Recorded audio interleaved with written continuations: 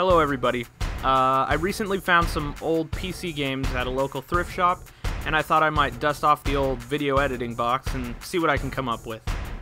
The game I want to show you this time is called Corridor 7. It was developed by a company called Capstone Software in 1994. They made a number of first-person shooters and licensed games between the mid-80s and mid-90s, but unfortunately none of them really stand out as noteworthy to me. So instead of really going back through the history of the company or anything like that, I think I'll just focus on the game itself. Corridor 7 is a futuristic space shooter based in the distant year of 2012. A team of US scientists has been sent to Mars and finds a small metallic object on the surface. Soon thereafter, the object is transported back to Earth and into an underground base to be experimented on. The metal object explodes and opens a rift to another world full of aliens. You're a Special Forces agent sent in to exterminate the aliens and reach the deepest level of the lab, known as Corridor 7. The story is not exactly original or all that deep, but I guess at least it sets up why you're in this massive lab full of aliens, and then just sort of gets out of the way and lets you shoot things. The game itself is based off a modified version of the Wolfenstein 3D engine. As such, it shares the same old-fashioned controls using the arrow keys for movement, rather than the more modern WASD. It also contains only single-story rooms and hallways because that's what the Wolf 3D engine is capable of. Now I know some of you are getting ready to type how this game is retro and I shouldn't expect bigger rooms, but there's one little problem here. This game was released after Doom. Doom had those bigger, more expansive rooms already, so in many ways this game was a step backward, and that should be no surprise as it's based on the technology of its previous game.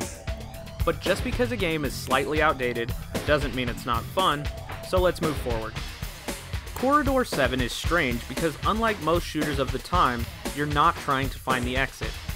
Instead, the objective of the game is to eliminate the aliens on each floor and then return to the elevator you started at to move to the next level.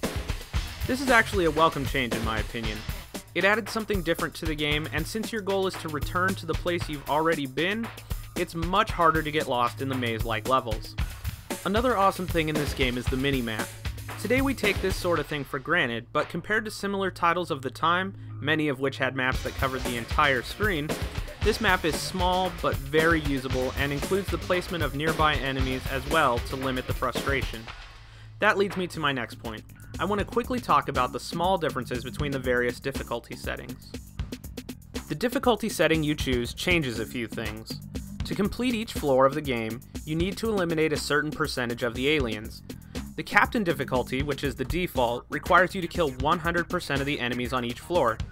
Each difficulty level below that takes a lower and lower percentage before you're allowed to return to the elevator and move to the next area. In addition to that, your sight on the minimap is limited in the Captain setting, but the map is fully visible on the easier settings. Corporal, the easiest setting, only requires you to kill about 10% of the enemies and shows you the entire map, including enemy locations. Also, the enemies do less damage and take more from you, so it's a pretty accessible game for any level of gamer, so long as you can deal with the old school keyboard controls. As with many old PC games, Corridor 7 came in two different formats, floppy or CD. Both versions are DOS only, with the floppy version containing 30 levels, while the later CD version contains 40. The CD-based version also includes multiplayer via modem or LAN, while the floppy version does not. The last thing that the CD version adds is CD-based audio. That's the audio that you've been hearing throughout this review. However, I personally prefer the older MIDI-type music from the floppy version of this game, which is also available on the CD as an option. So you guys can decide for yourself. I'll start a little of that music right about now. Okay, now let's get down to some of my small complaints about the game. For whatever reason, this game has a horrible, almost unfinished looking user interface.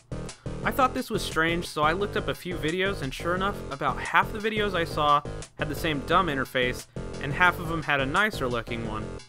The back of the box for my game showed both UIs in the screenshots, but it also showed weapons that aren't in the game at all, so that was really no help. I thought maybe there was a later version released, but after messing with the options a little bit, I figured it out.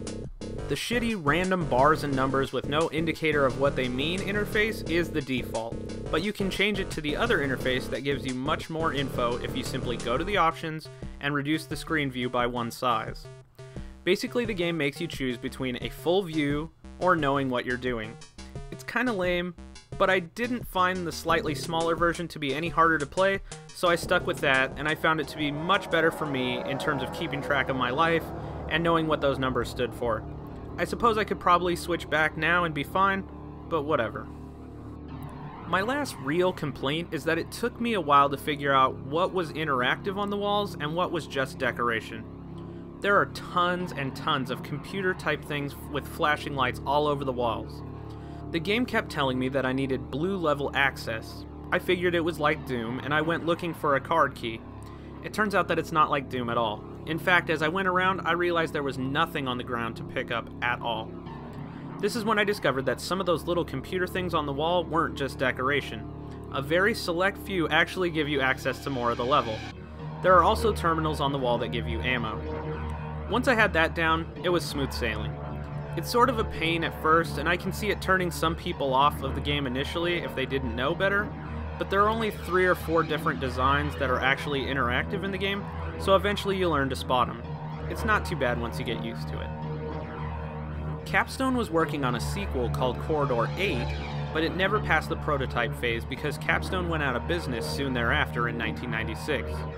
A few years later, Les Bird, a programmer at Capstone, released the unfinished prototype of Corridor 8 to a fan who was running what I can assume was the only website dedicated to Corridor 7 fans. Having played the prototype, I can say that it was not very far along.